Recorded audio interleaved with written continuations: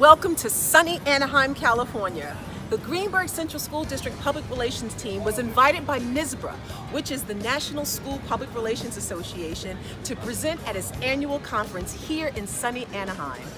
Evelyn McCormick, our Public Relations Director, Steve Lewis, our Television Studio Director, Laser Alert, our Network Administrator, and our newest member of the team, our Graphic Designer, Miguel Barrios, and I are here to present at 8 o'clock this morning. We can't wait to share with the nation the wonderful things that we're doing in our school district to change the perception of the fabulous Greenburgh Central School District. Hashtag Greenburgh CSD works. Check us out. Good morning. Good morning. Good morning. Good morning. It is 8 o'clock in the morning and we want you to be as excited as we are. So let's try this one more time. Good morning. This energy is the energy that's reflected in the Greenburgh Central School District. The Greenburgh Central School District is located in New York in Westchester County. Westchester County is about 25 miles from New York City going north. And so we welcome you, we welcome each and every one of you to One School District Story, writing our own narrative. My name is Dr. Tahira Dupree Chase, and I am the very, very, very proud superintendent of the Greenburgh Central School District, and we all welcome you to our presentation. So I want to introduce you to the team. Just wanted to make sure that our slides continue. I don't do this by myself as a superintendent, obviously. This is definitely a team effort, and I am internally and eternally grateful to the people who are on the dais with me. So I'm very proud to introduce you to our Director of Public Relations and Communications, Ms. Evelyn McCormick. Many of you know her. Evelyn McCormick is the person who tells our story in the Greenburgh Central School District. And as we've learned yesterday in the superintendent's seminar, that oftentimes our PR specialists are the most thankless people in the school district, aside from the superintendent. But one of the most thankless people in the school district, so we thank Evelyn for telling our story. Also on the stage with us is our network administrator, Mr. Laser Alert. Mr. Alert is a graduate of our school district. He has contributed so much to our school district, and from our website to our mobile app, and you will hear all about what he does. He is a very important member of the Greenburgh Central School District, and we're so honored to have him with us today. Mr. Steve Lewis, who's also a graduate of our school district, is our TV studio producer director. He has all those titles. Yes, we have an actual TV studio in our school district. A board member teases me sometimes and says that we run our school district like a television station. And we do, which is why we're here today telling our own story. But it's all because of this gentleman right here. And so again, we thank him for being here. Last but definitely not least, we have a parent on our committee, on our public relations team, who's not only a parent, but he's also our graphic designer. You're going to learn more about why his role is really important. By profession, he does this work. We just so happened to stumble upon him at a meeting, and he has become part of our team. And I tell you, we could not do this without Mr. Miguel Barrios. So we thank Miguel for being here as well. All right, this is the team.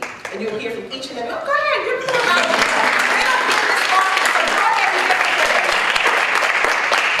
It is an honor to tell our story. Because oftentimes school districts do not get to tell their story and how they arrived to where they are today. So, while we are presenting, we ask that you please reference our hashtag Greenburgh CSD works. And we also ask that you please go to our QR code. So I'm going to give you a moment to just use our QR code if you'd like to follow along with our presentation. So I see some of you are queuing up your phones. We'll give you a couple of moments just to do that. And if you would also like to access the PowerPoint presentation as you're speaking, because you might be in the back and probably can't see the slides as well, please visit www.greenburghcsd.org, NSPRA 2018, and you'll be able to access it there. Feel free to walk up if you need to for the QR code.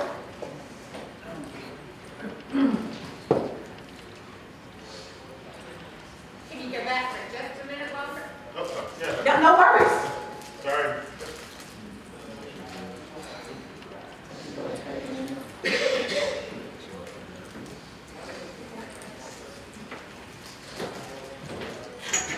Okay, we'll take another few seconds.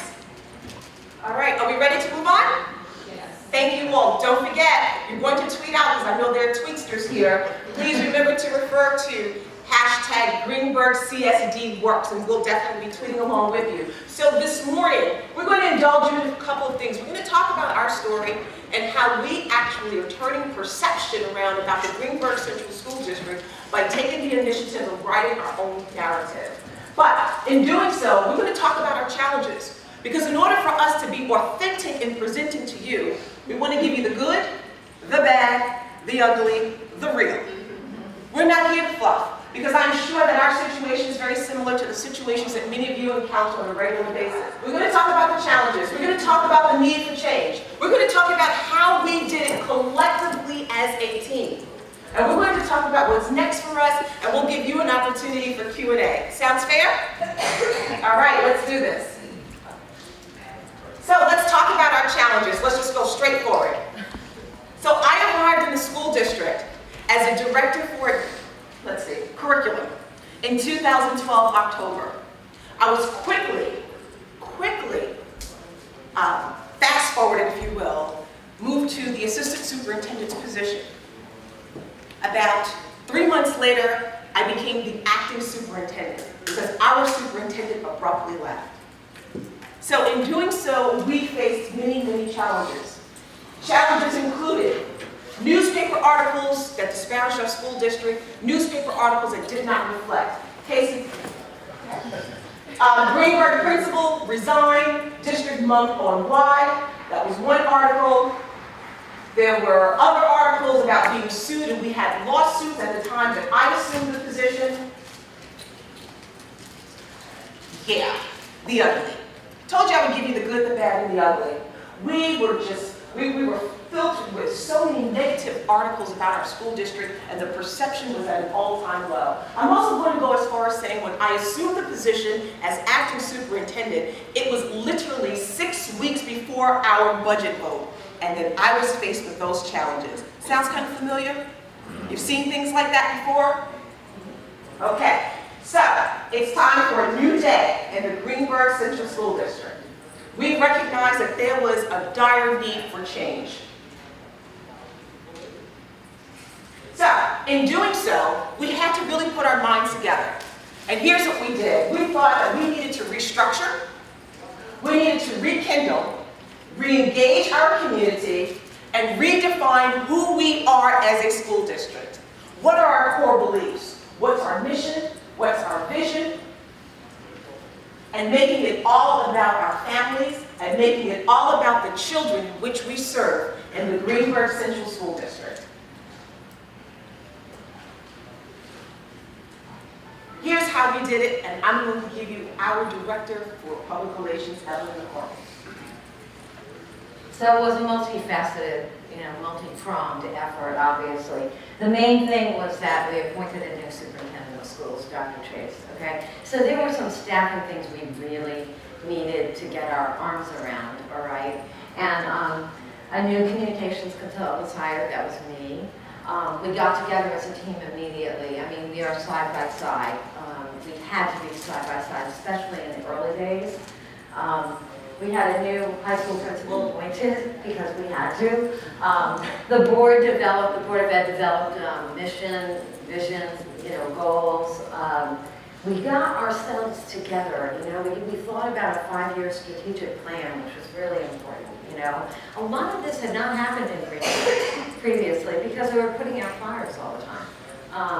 So we also named a bunch of community task forces. So we have a communications task force in the district. We have a finance task force in the district. We got the community involved heavily. Those bad newspaper headlines started to fade in the distance, slowly, okay? I mean, you have a reputation. You saw the keynote speaker yesterday talking about the college, and what he said was, oh, that logo looks really good, but if they didn't return that stuffed animal to the child, it wouldn't have been the same. And so the same with us. We realized we really had to act. And then we put together, the first thing I did for Greenberg was a written strategic communications plan. It was written in 2015. It really needs to be updated, but If any of you need my card later, I'd be happy to email it to you. We share and share alike here. And we made this about the kids. No more of those bad headlines about administrators misbehaving, okay? We were going to push out news about our kids, and we were going to do it, you know, nearly 24 hours a day, as you all know. It's nonstop. Thank you for our first tweet, by the way. So we also developed strategies. You know, the communications committee was created. We meet monthly, and we set goals. And sometimes, you know, Stephen Laser and I are on that committee, and we're kind of like rolling our eyes because there are board members on the committee and community members who are on the committee, and they think they run the committee. You know, so we walk out of those meetings sometimes with 20 things to do, but a lot of times it's simply that committee has really helped us with gaining a laser focus on what we want to accomplish. Frequent and fun posts on social media. It has become the town square in our district. It really has. People talk there. We have big numbers there, much bigger than Twitter. So for some reason, that has been the go-to place. We trained during the retreat. I trained the building principals on how to tweet. So some of them are doing it really well and nonstop, and some of them are a little bit more like this. But I think we're going to keep working on that. I love Greg Turketta's Tweeters idea. Some of you have heard about that, training teachers on how to tweet. We launched an Instagram page. We created a mobile app, a unique mobile app, which Laser will talk about later. We use Facebook Live and YouTube to push out our videos, in addition to having a full TV studio. We still do the live stuff as well, because that's what gets the hits, tons of hits. Great photos of kids and good stories about kids, and our budgets between 2015 and 18 in New York. The public votes on our budgets every May, every single May, okay? They've passed by a margin of more than 70%. Consistent. 971 Facebook followers. That may seem small to you, but we're a district of not even 3,000 students. Okay, I think we have 5 school buildings. Yes. We have 380 Twitter followers, and what I've found in following Facebook and Twitter is that Twitter is used by our professionals mostly as a personal learning community. So we're all talking to ourselves on Twitter, and I can't really figure out why our parents aren't getting there, but they are on Facebook. They're definitely on Facebook. 2,300 tweets. The mobile app has been downloaded in the past 2 years, 2,000 times. A new website was relaunched, which we're going to talk about shortly. And the new branding, we rebranded our district completely, so it looks really good. It looks a lot like this PowerPoint. And the other thing we're doing is we're constantly brainstorming. So what was important to us was engaging our community, engaging our parents, engaging our elected officials, engaging our community members who may not necessarily have children in the school district, but have an interest in the school district. We also talked about engaging individuals who might be community leaders, civic association leaders. So here's what we decided to do. We decided to have superintendent teas and superintendent desserts. Yep, dessert. We would invite the community out to my office to have a variety of desserts and just talk about the district, talk about the status of the district, where we're going, where we are.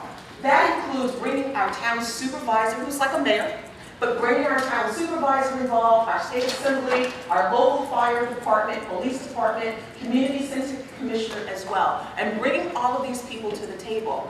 In doing so, asking them to volunteer at different activities throughout our district for different events and for different reasons. We also, and many of you probably know about the national initiative of Dads Take Your Child to School Day. We participated in that, where we encourage fathers and male figures and father-like figures to spend time in our schools and take their children to school and spend time in our classrooms and engaging those dads. And then we had Dads and Donut series and so forth and so on. Parent University type events. Look at those parents. You see the auditorium? That's my high school auditorium. And basically just educating our community and educating our parents as to how they can be better partners in educating the children. So for instance, when Common Core, our new Common Core curriculum launched, helping the parents to be better partners at home and helping them to understand some of the math concepts, helping them to understand how to help your children do their homework at home, and then how you can be, again, a better partner, including test anxiety, online safety. Our most recent presentation was focused on the social and emotional health of our children, where we actually brought in an actual board-certified psychotherapist to our school district to speak to our parents about some of those triggers that they can help us to identify at home. In addition, our school district participates in the Scripps National Spelling Bee, and I'm very proud to admit that we are one of the only school districts in Westchester County to present on this national platform. In doing so, our spelling bee judges happens to be elected officials throughout the county. We bring them in to engage them in the school district, and now it's at a point, we've been doing it for 5 years, if they don't get an invitation the next year, I've insulted them. Because it has become part of what they do. So we're talking about real estate agents, we're talking about elected officials, we're talking about individuals who are completely influential, who have a great time participating in this event. Greenberg takes the field. I had the opportunity, ladies and gentlemen, to throw out the first pitch at a professional baseball game. It was probably the highlight of my superintendency. But more importantly than just throwing out the first pitch at a Mets game, and the Mets lost that day, but that's a whole other conversation. We don't talk about that. We'll talk about that. Yankees. Yeah, well, I am really a Yankees fan. I'm a Bronxville, so I get it. However, we had a great time, but here's what we did. And as Evelyn indicated, we are a very small community. We sold over 800 tickets, and we brought our community from Westchester County to Corona, Queens, to be a part of a baseball game. So it was more than the superintendent throwing out the first pitch. And many of you who know what a baseball field looks like, our community had an opportunity to stand on the warning track during the first pitch. So we had VIP treatment throughout the entire game, and we had an entire section dedicated to us. It's part of our community engagement and getting people to get more involved in our school district and seeing who we are by engaging in these variety of events. Our fun. So our school districts focus on the 3 A's: the academics, the athletics, and the arts. Our students each year perform a wonderful performance, and we have a red carpet event where we invite community members to come out and watch our children perform. This year, our children chose In the Heights, and it is a production that is written by Lin-Manuel Miranda. So our kids decided, and we have fabulous kids in the Greenberg Central School District, our kids decided that all proceeds would go toward building schools in Puerto Rico, and schools that were affected by Hurricane Maria. That being said, they knew that this was Lin-Manuel's initiative as well. So our kids created a video where they invited Lin-Manuel Miranda to their performance, but in doing so, brilliantly so, they knew that that night, that would be the night that all proceeds would go toward a school in Puerto Rico. So although Lin-Manuel did not come, he had the shingles. He had the shingles, so he's forgiven. He did not come, he saw the video. But what it triggered was more community members to come out in hopes that they would see Lin-Manuel. But more importantly, we raised more money than we expected to send to Puerto Rico. But again, the community engagement and the community involvement.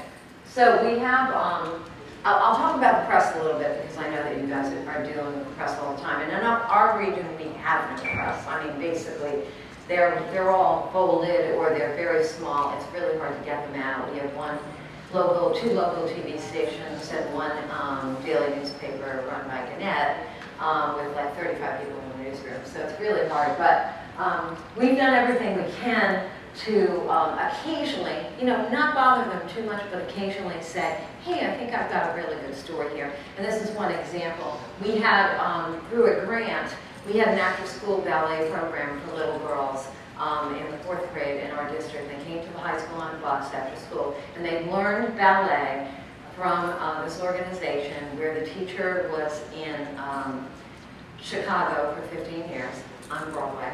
And the woman who ran the program was in Little Shop of Horrors for 15 years. So we were lucky.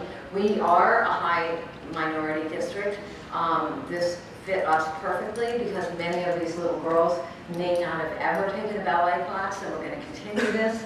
And so that's the way I sold it to the local reporter, and she was like, yeah, hook, line, and sinker, I'm coming over. So they did a wonderful full-page story about it, about the revival of the arts in our school districts in the region. And then they also did a video of the ballet class, which was adorable. And then we also had at our high school, which doesn't get covered often, you know, and it used to be a lot of negative stuff, but one of our art teachers got involved with a foundation called Inside Out. And Inside Out is an artist who gives you all the materials, and you take fun pictures of your kids and you post the mural on the outside of your building. And eventually it does deteriorate, but that's the artsy thing that's supposed to happen. So again, I called that same reporter. She came over, she videotaped kids, as you can see, and she wrote a story. Some things are just completely fortuitous, but we have a student at our high school who told his teacher, his favorite teacher, he was going to drop out to become an MMA fighter.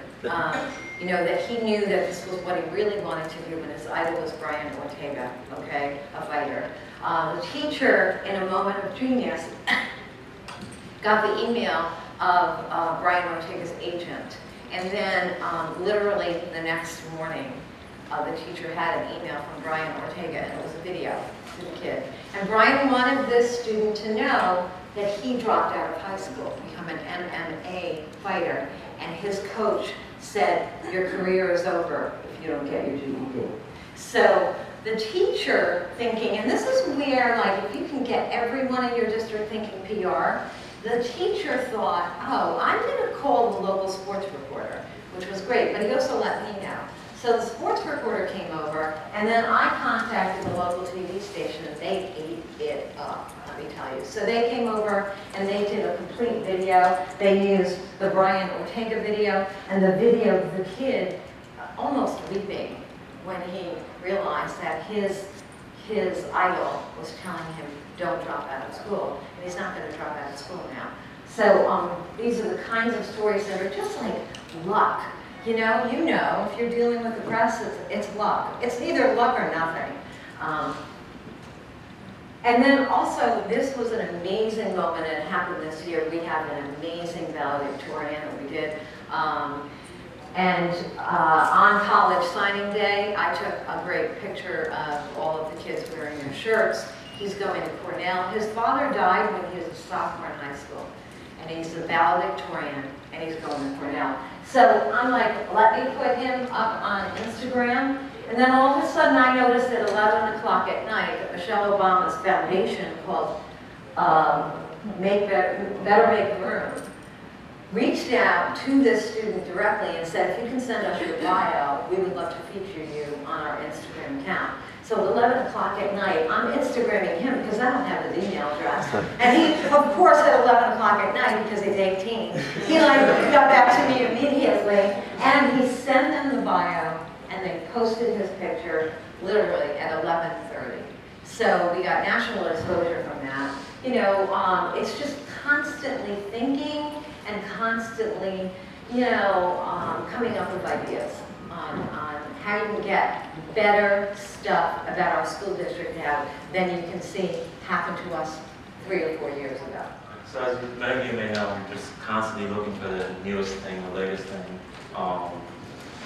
This is our website that we've updated a few times over the years. We just weren't getting a lot of traffic to the website. It was just not telling, especially younger parents, like I graduated in 02, and I'm telling my friends, hey, you should saw what happened this week at the elementary school. No, they're just not going online. So this was November of 2013, I believe. I started with the mobile apps. It was all generic. Everything just looked the same. You go to all the school districts, it's all the same apps. So what kind of no coding? So I decided to create a in-house mobile app. So in a matter of, which all ties back to the website. So everything is linked back to the website. So in a matter of about a year, the spikes, the numbers of the website started going up. So we have about over 2,000 downloads. It probably has more hits than the website.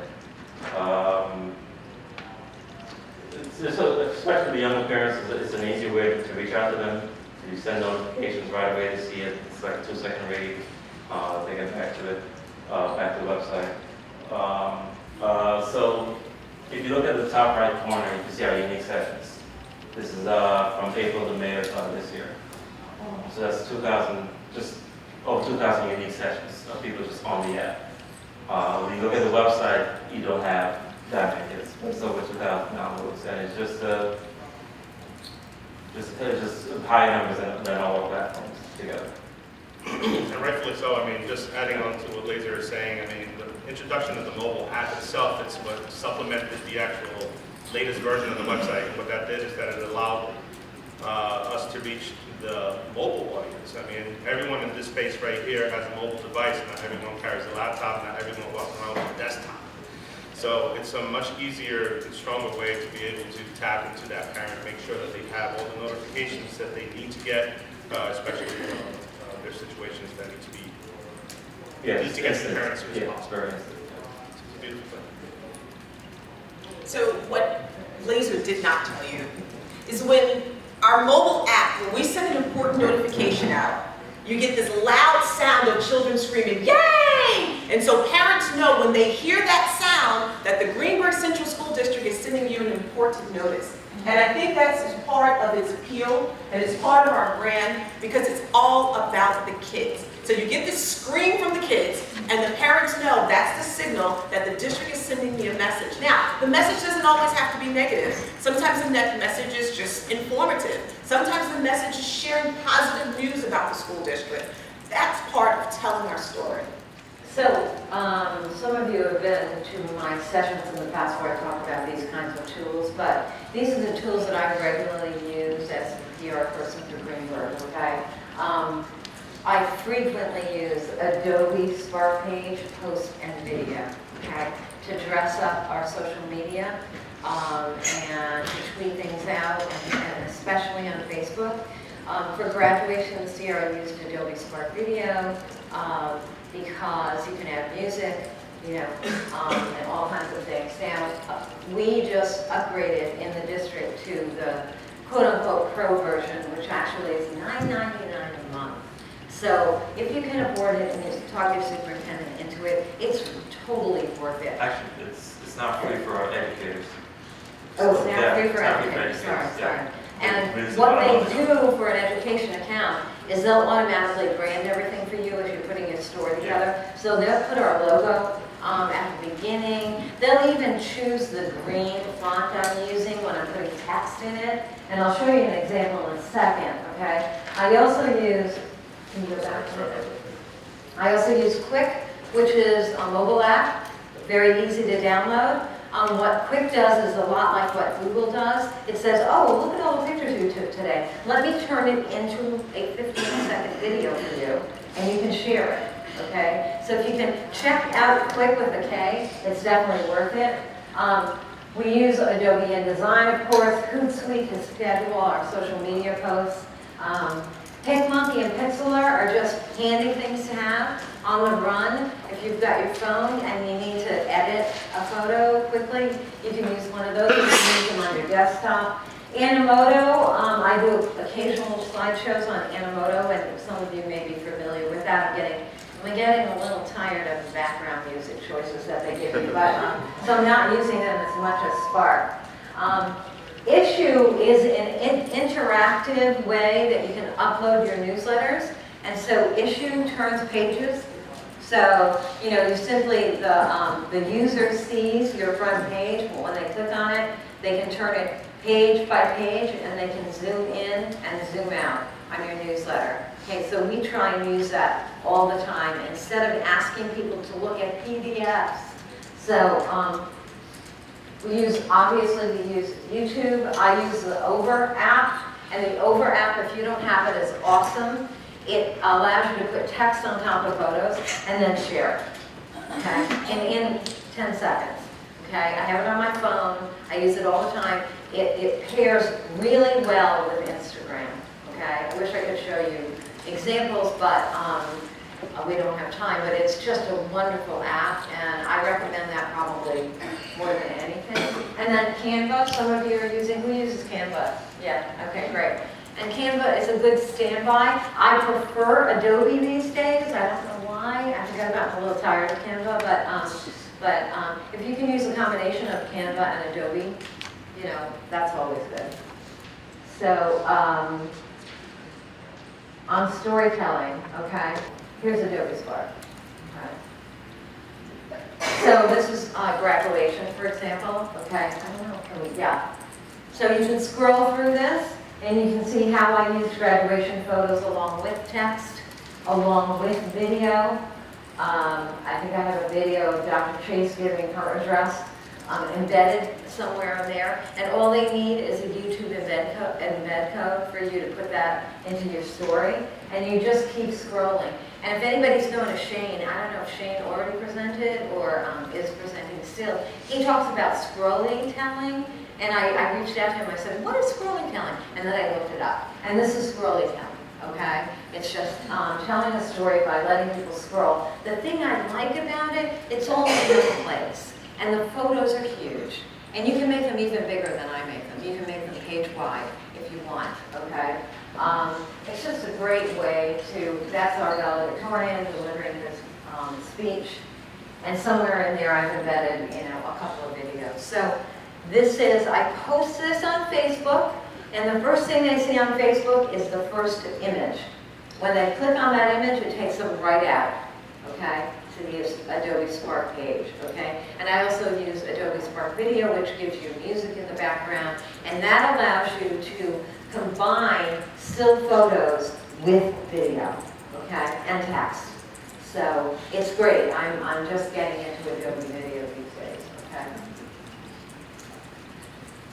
I also use, this is Adobe Spark Post, and so when I did, I think this was tenure, when I did our tenured teachers and principal, I just tried to make sure that I took one of those photos where the person is over on the right, you know, or the left, because I had in my mind that I wanted a quote from them to become part of this Adobe Spark Post, and that's what I did in the case of these three people, okay? I interviewed them for 10 minutes, you know, got a nice quote out of them, went back and made these Adobe Spark Posts. So how many of you guys have heard the term, a photo is worth 1,000 words? So if a photo is worth 1,000 words, video is priceless. All of the stuff that we've seen so far, the website, the app, all of these things, it would really be null and void without the content, right? The video content. So video is everything. Now, what we initially did was when Dr. Chase was hired as a superintendent, and I heard it yesterday in one of the workshops that I was in, the gentleman said, if you're not telling your own story, somebody else is telling it, right? So what we had to do is we had to begin to tell our own story. And the first thing that I wanted to do with Dr. Chase is introduce her to the community and build community trust. Now, she's one person. She couldn't be in every household all at the same time. So what we did is we had a medium where I could pipe her into people's households. As she said, we have a full TV studio that's housed in the high school, and we have a 24-hour-a-day, 7-day-a-week station that I program. So I create the content for it, and I program the station. So what we began to do, all of the things that you've seen, the community engagement stuff, making it about the kids, all of that, we started to capture everything. I started to go and capture everything that was humanly possible to capture. And later, I would blow his phone up with videos that he was posting on our YouTube channel, our website, on the app, and it made this stuff come alive. So now there's a couple of things that we did. The first thing that we did was we created a program called Your District and You. And I don't know how if you guys can see, you see the interview, Dr. Chase interviewing one of the new employees. So that under Your District and You, everything that happened, the community engagement, anything that Dr. Chase did, we put it under Your District and You. Branded it, so first we had to brand the superintendent before we could move on and change the narrative. So what I started to realize, I did a scientific experiment to see how many people were watching the station, I went to the grocery store. And I just shocked. People from the community would walk up and say, oh wow, we're watching the station and we saw that program, and I'm like, wow, people are really watching this thing. So I went back and I said, Dr. Chase, people are really watching this station. So again, we started pushing out more content. And the great thing about our starting out with the new branding is we had a lot of content already in the can. Video is everything. We had a lot of stuff, so when we started the rebranding efforts, I know Miguel's Google is busting at the seams because I sent him years worth of archived videos. So the other thing that we did before we go to the next slide is I said, okay, what we have to do is engage the kids. I'm sitting in a high school. I have a full TV studio with a green screen. If you notice, the young ladies right here, we created a show called, it went away, Community Spotlight. That there, Community Spotlight. So I got a couple of the young ladies at the high school, and I said, we're going to do a news show. So I brought them in the studio, put them on the green screen, created a set for them in Photoshop. And what they did was they would go over the monthly calendar and tell the community the stuff that's coming up in the district on the monthly calendar. Now, that show was across the whole district. So they would take the calendar and do everything that was going on in the district. So that would pipe into homes. What we also did was we created a show called, that's a community spotlight also. Then the young ladies there, we created a show called What's Happening at Woodlands. And what they would do was they would do a monthly show that talked about specifically what was happening at the high school. We also created a show called Keep It Real Youth Talk Live. Now what I did was I pulled together a production crew of kids, about 8 kids, and I had kids who were on the cameras, kids who were technical directors, sound people, and we had a panel of kids who were on camera. We went down and we have a black box theater too. We have a lot of stuff. And we went down to the black box theater. I had one of the young ladies as a host, and we talked about issues that that was important to their life. So I would meet with them monthly. They would come up with these topics. I would kind of guide them along, of course, of what they wanted to talk about. So what we started to develop was kid-driven, program-driven content. And one of the kids came to me and said, you know what?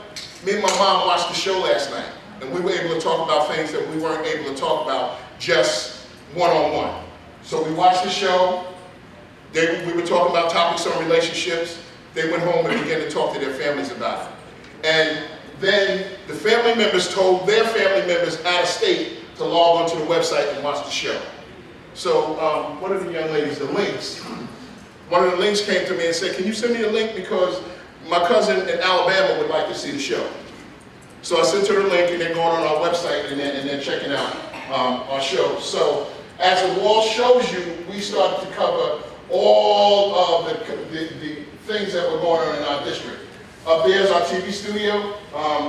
The kids, we bring all of the administrators in. One other program we did at the elementary level was called BBC, and the school is called Bailey, so it's Bailey Broadcast Channel. So I was dealing with 6th graders.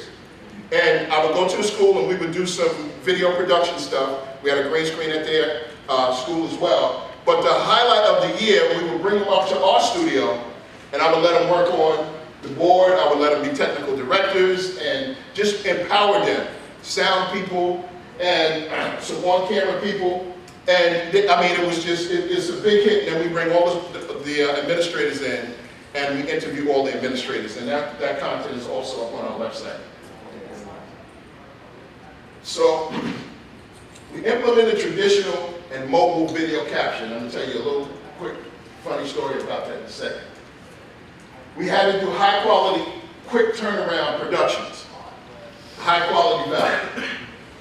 We created and maintained a YouTube channel that you've heard talked about before, and we created categories for each, for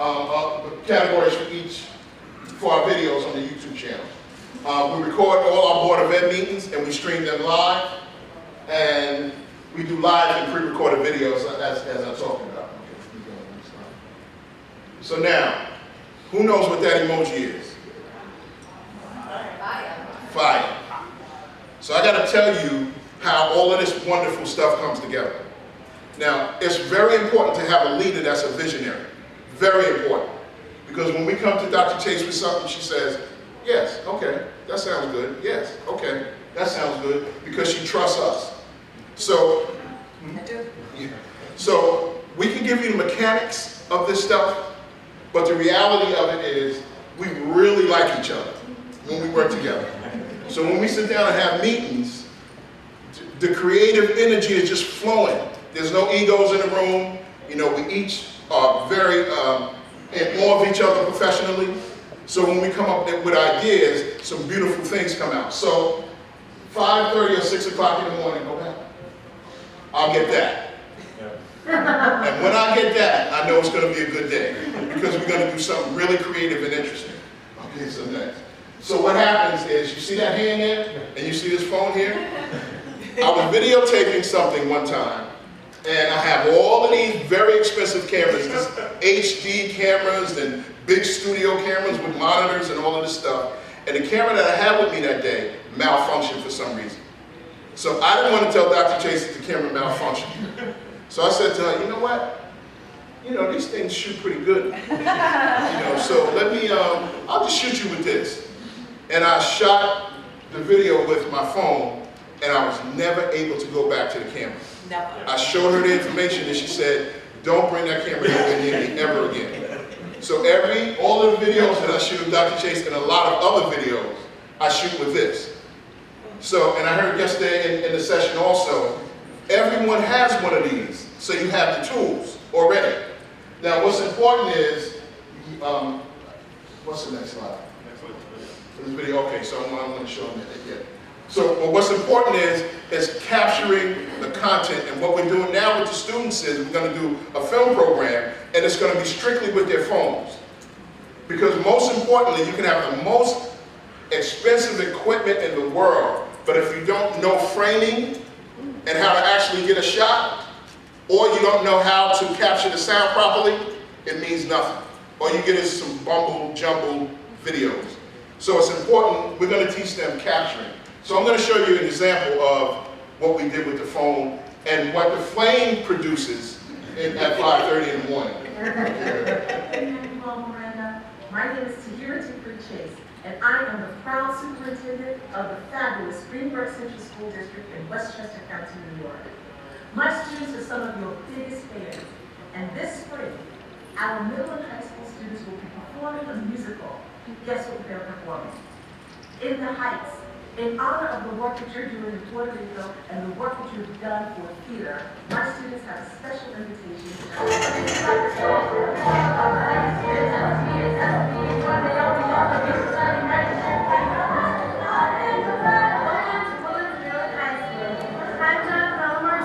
your host, and this is the Heights.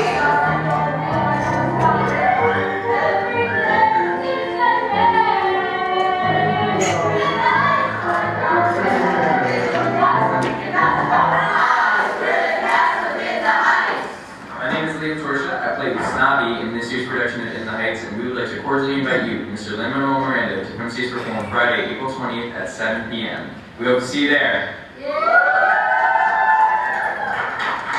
I hope you will accept my students' invitation to our April 20th red carpet opening night here at the Greenburgh Central School District at 7 o'clock p.m. You will not be disappointed.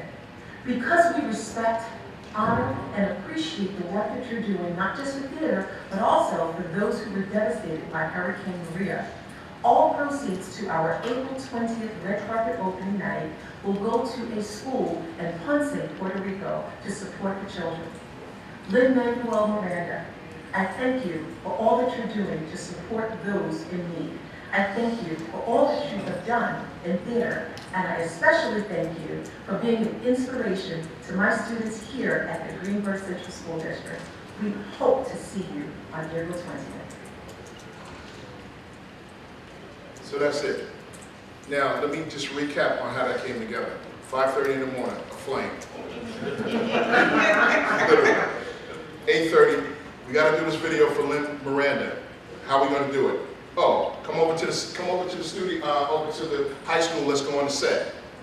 came over, went on the set, we took a couple of takes, and went back to the lab, and that's what happened within the span of an hour and a half, 2 hours. Now, we didn't sit down and have a long production meeting, bring everybody in, all of that. But see, when you have a trust, when you work with people who you trust, this kind of stuff can happen very quickly, on the spot, flames, let's make it happen. So, As a result of this, we've gotten well over, I would say collectively, from LinkedIn, Twitter, Facebook, my personal Facebook, district's Facebook, I would say about 10,000 views alone. We've never had that many views of a school district that's as small as ours. But again, it went all the way to other countries. I had friends in Europe who retweeted this. Everyone was trying to find Lin-Manuel Miranda, who was sick during the time. But the important thing is we had standing room only at our production of In the Heights. And that evening, a New York State senator stayed the entire time and made a nice donation to the cause as a result of our marketing. So I thank my team for just believing in the vision and for putting this together. Hey, Lin-Manuel Miranda. That's not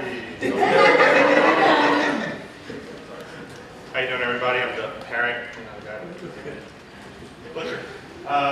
Just quickly talk about branding as a whole and the reality behind it, the fact that we need to have a strong, appealing identity in order to be able to stand out there. I mean, for the most part, people will go on Google, find their own identity, they'll go to Fiverr, establish some sort of identity, but if you look at a national level, it's really hard to distinguish some school districts from others because they pretty much have the same iconography, or they're using, for instance, the same colors. So if you guys have the same color palettes and the same iconography, what happens is that it's really hard to distinguish at the national level.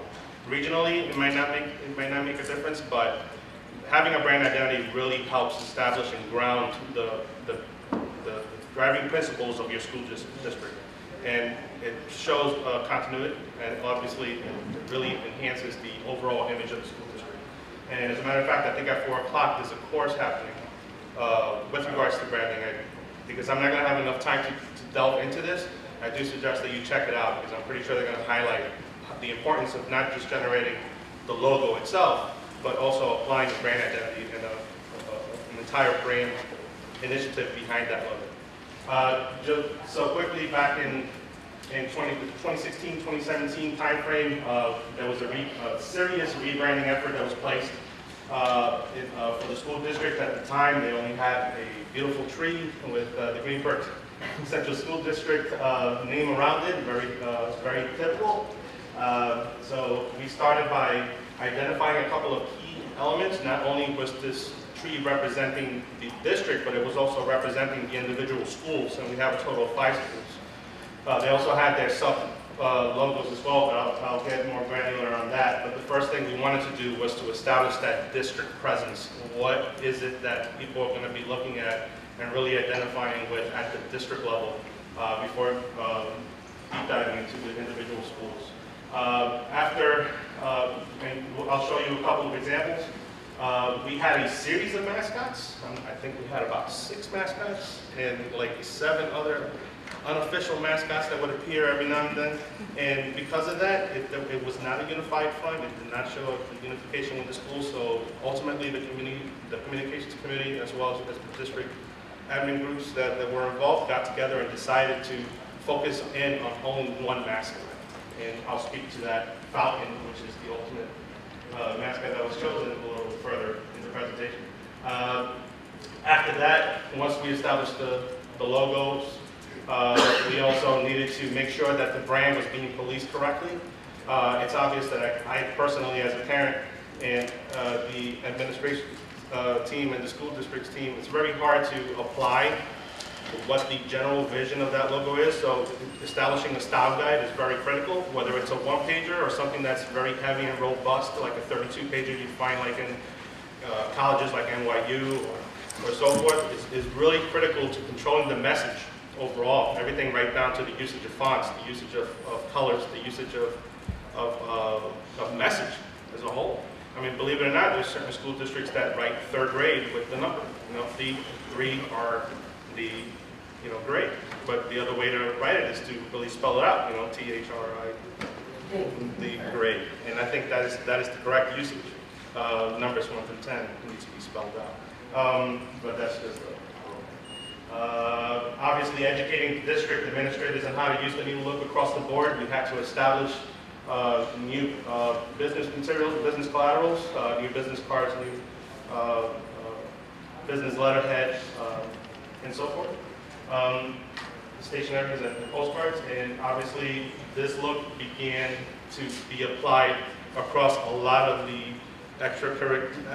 all the extra things that happen throughout the school year, and I'll show you a couple of examples of that. So just really quickly, this was the previous Greenberg Central School District. This was the most up-to-date logo they had at the time frame, and one of the challenges that we had here was that it's just a tree. We really didn't have anything to gravitate towards, anything that was unique. But the thing is that our school district did have something unique, and we had that mansion that's in the background. Unfortunately, I don't have the full-blown image, but the mansion itself, which also serves as the admin building, has this beautiful tower, which really stood out to us when we were going over it in the communications committee. So ultimately, what we did was that we introduced it to the top of the logo. Now at this point, we've grounded the district altogether. Anytime anyone sees this logo, they know it's the Greenberg Central School District. We have a few variations of this logo as a whole, but now you're no longer being, well, just rephrasing that. Now you have a more unique presence, something that's completely unique to the school district. And as expressed before, we did have a myriad of logos, everything ranging from the ECP program through Woodlands. We had a series of logos. So obviously we had Google Dragon that was pulled out of Google, Highview School logo that was developed by a parent, which I kind of like. This is another generic clip art of a bulldog. And our Woodlands Falcons were using the Atlanta Hawks logo for a very long time. So the plagiarism was really big. So it's obvious that we really needed to rebrand ourselves. So collectively, everyone got together and said, you know, how can we get all this together and just distill it down to its basic principles. So what we did is that we focused on that Falcon. Because, you know, the Woodlands football team and the Woodlands basketball team, they all had a really large presence, and it only made sense. But how do we correlate that to our students? How do we give it genuine meaning? What we decided to do was that we isolated the elementary schools, and we isolated the middle school and high school, and we gave a timeline for the bird itself. So this is Perry, the peregrine falcon, which is our new falcon. And the cool thing about it is he starts out young, and he progressively grows throughout the school district. So you see this correlation between a child going into the school district from ECP straight to Woodlands when they're graduating and they're ready to spread their wings and fly away. So it's a really nice, there's a really nice correlation between this. And these logos, you don't need to pay Lamborghini money to get good creative. A Hyundai is a very nicely well-built car, yet it's very economical, but it's very well designed and it takes you from point A to point B, just like a Lamborghini would, although a Lamborghini will probably run out of gas. But the cool thing is that you don't need to spend a lot of money to brand yourself properly. You could definitely start off with a fiver. I personally do not recommend it. I do recommend that you work with a good local creative individual, like myself. I just so happen to be in the district and I contributed a lot of stuff. So just quickly going through this, I just want to quickly, this is the district style guide that we established. It pretty much applies across the board. It really controls the colors and the fonts. The newsletter itself was reskinned with the new look. The information is still as strong as it ever was. But now we had a new format that was more magazine-like in nature and easier to consume in blogs. The other thing was just taking our general communications on the Facebook level or in the social level and being able to apply the look overall. And as you can see here, we're still maintaining a level of flexibility. So even though you have a style guide that does control what fonts and what colors and what imagery you use, you can still have the level of flexibility to give distinct looks and feels for each one of these key events that you have throughout the year. And it really doesn't take much for us. It really does not. So I'll leave it at this point. So one second. Awesome. So what's next? What's next is that we're not perfect. What we presented to you is how we actually actually have transformed the perception of our school district by taking control of our own narrative. And as was communicated to you earlier, if we don't write our story, we better believe someone else will. And that's what was happening in our school district. So we took control of our own story. We're far from perfect, and we still have some challenges. We still have roadblocks ahead of us, and there's still much work to be done. So we know that we need to be more strategic, continue to be more strategic in planning. We still have events for the next couple of weeks, and just making sure that we plan ahead of time. Make sure that too that we get ahead of misinformation that's heard through the grapevine. You know about that misinformation that gets out into the grapevine, and just making sure we control that. Also too, developing a work plan for everyone in the team. We like each other, not only professionally, but we like each other personally, as you can see. We have a great relationship, but just making sure that we each understand our individual roles, because we're all experts in our own right, and sometimes there can be crossover. And also too, is continuing to return to our communication plan, and everything we do has to be attached to that communication plan. Increase the capacity of our staff, and making sure that our staff is well versed and well trained in using Twitter and using Facebook, and making sure that they get the information to the right people so that it can be posted appropriately. And also to focusing our attention on issues like ADA compliance. You know what that means. And also too, we have an upcoming bond referendum, which we're really excited about. And we believe that we've worked really hard in the past couple of years to get the community to trust our school district, to believe in our school district. We have more community involvement than ever before. And so we're excited to introduce a bond referendum to our community in December 2018. So I'm going to ask the team just to come back again, because this presentation would not be possible without the people who are standing alongside me. This is a team effort. And while I have the title of superintendent, which I don't take for granted, it's probably the most important work of my life, I have individuals who, when we're together, we're all on the equal foot, we're all on equal page. And so I thank the people who are here with me today and presenting to you. We thank you for being here, because there are many seminars you could be today, but you've chosen to be with us, and for that we're grateful. So we're happy to accept any questions you may have. Oh, and who's Craig, by the way, in the room? Thank you. Thank you for that tweet. Thank you, Craig, for that one. Okay, we'll start right here. How did you roll out the mission and vision and core values and come to agree on what the core values were? So that was a community board administrative effort. So the board and the administrators work together. I work very well with my school board. I have a healthy relationship with my school board, which is very helpful in this process. We brought the community involved to talk about what was important to us, what we needed to do, how we see ourselves in the school district, how we want others to see us. It was work that took several months. It did not happen overnight. Everyone's input mattered, and so we decided on vision, mission, a set of core beliefs, developed a strategic plan, and everything we do is attached to that strategic plan. Every decision that is made is attached to the strategic plan. Budget decisions attached to the strategic plan. There, you know, one thing I've noticed in the past couple of years in Greenberg is a real change in the community support as well. There are people out there who really want us to win, you know, and that's really nice. And those are the people that we try and, like, you know, we talk to them on Facebook sometimes, or we talk to them in person, and we just say, help us out if you can, or dispel this rumor, or and the cream rises to the top. That's something that's been amazing to watch, you know. Next question. I saw a hand here, and then I'm going to go there. Yes. Yes, honey, right here. Okay. Yeah. On the app, did you guys create it on your own, or do you contract with somebody else to help you develop that app? This guy right here. Oh. This guy. I used there's a company called Good Barber, which is like, I mean, like when you build a website, it's also like creating an app using that. But it took a little bit of coding, a little bit of drag and drop. But it's very, very easy to use. It's called Good Barber. Good Barber? Yeah. Awesome, thank you. No problem. We have the expertise right here in our school district. Yes. For video, so when you started using your phone, is there any one program or app that you put on your phone that helps you with all that?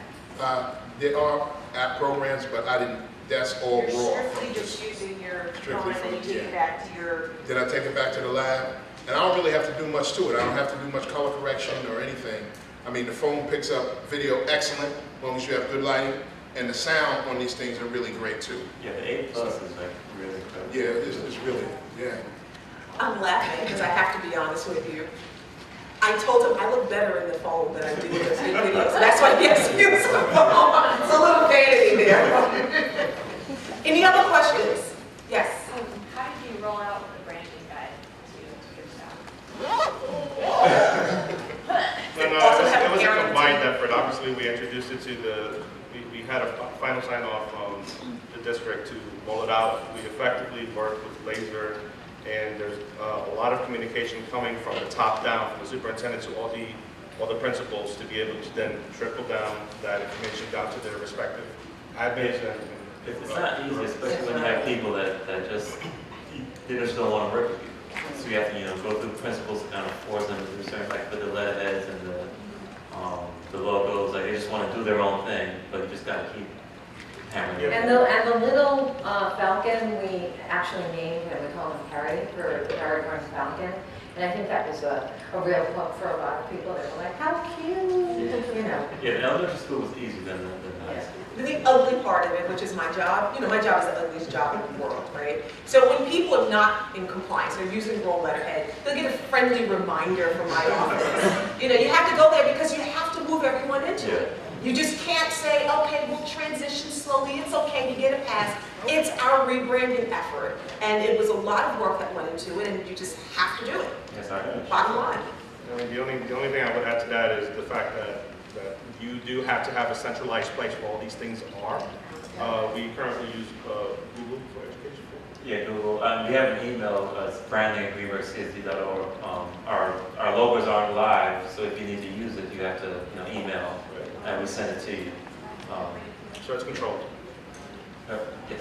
This young lady, and then this young lady with the glasses. Did you ever have an issue where parents, I know it's a small community, did you ever have an issue where parents would get the logo and try to alter it? And how do you address those kind of? Well, So that's what we do. it's going to happen. There's a small percentage, and believe it or not, when you do your branding, please understand that the first year is going to be crazy. Yeah. Because people will, unfortunately, take the logo where it need not be.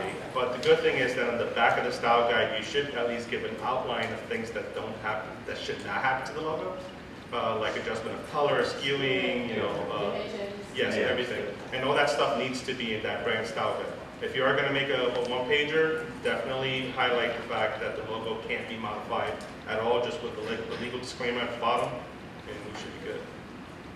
Okay, yes. So we just went through sexual harassment Title IX issue in Maine that really blew up, and their local newspaper has been really negative with us and writing stories that are not true, and it has been really hard because this happened during graduation time, so it took over the highlight of the students, all the FFA awards, all that stuff. How do you conquer over that noise, because it's still going on, and I really need to like throw them back in the web, stay away, then you don't want that. Right, and we have hardly any press in our region, but they manage to show up when there's something bad happens. And what happens is, we recently had an issue in our district too, and the superintendent reached out to me and said, push out as much good news as you can.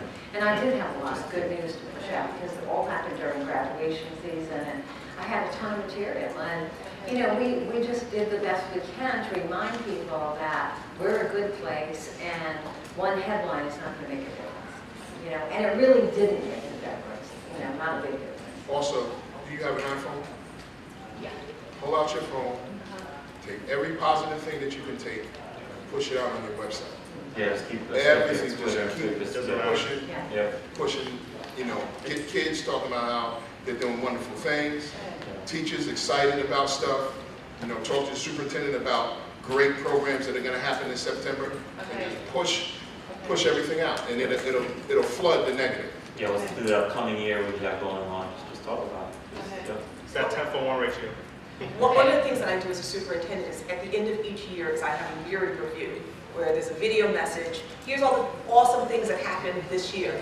That trumps that one little thing, because you're going to highlight all the awesome things. You're going to give great statistics.